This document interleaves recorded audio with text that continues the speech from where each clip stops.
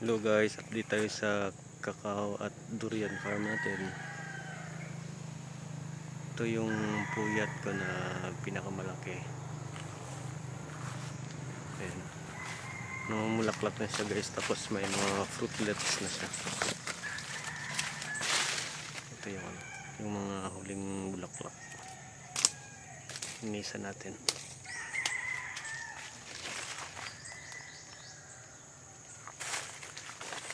May mga fruitlets na siya. Yan. Fruitlets.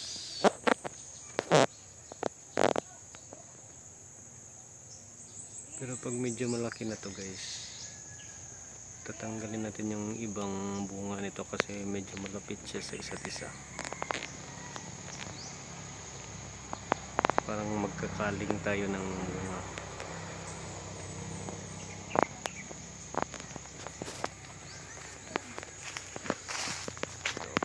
Din.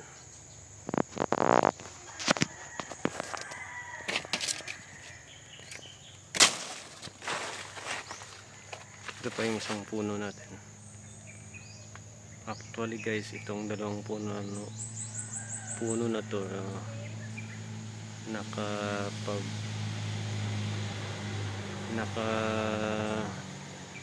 naka net kami nito ng 8,000 last year. Sa dalawang bunga lang, puno na to. Ito tsaka ito. So medyo mahal ang palitan, hindi palitan ang kilo nito last year.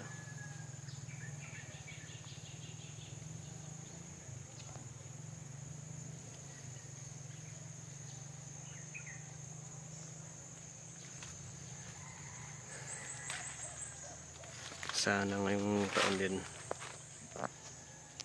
Yan, maraming bulaklak. Ito yung pinaka maraming bunga last year. Laki na siya guys.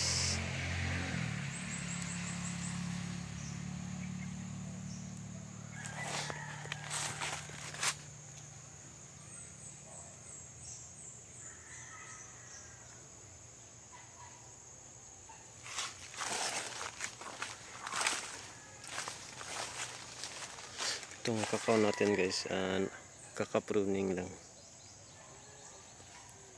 para pag namunga na, iwas pod rot disease. Tanggalin din natin ito, yung mga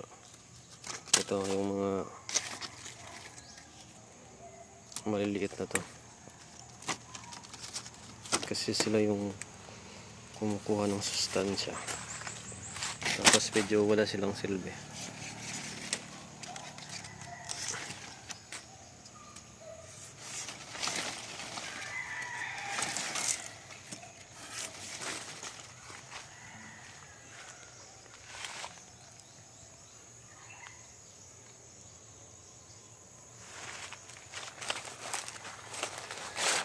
Tapos pag yung bunga nyo guys is ganito pa, huwag nyo munang ibalot kasi medyo maliit pa to. Dapat ganito na, ganito kalaki, parang yung batteries, yung malaking battery ng flashlight. Pag gano'n nakakapal, pwede na siyang ibalot.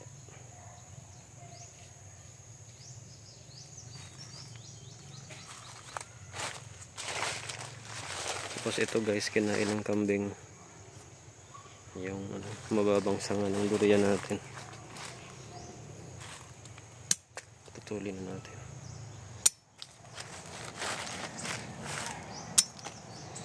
Siguro ito hindi naabot.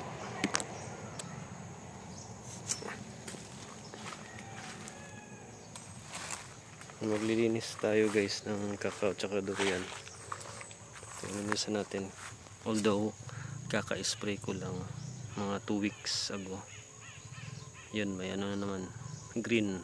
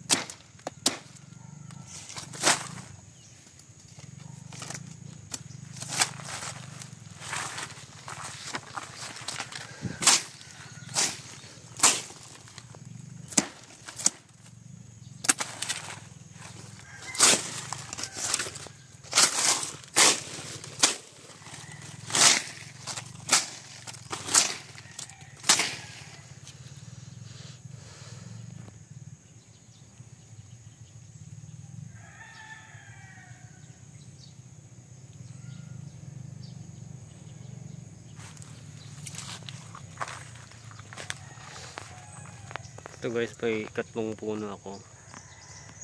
Pero medyo maliit ang bunga na yung tulas yan.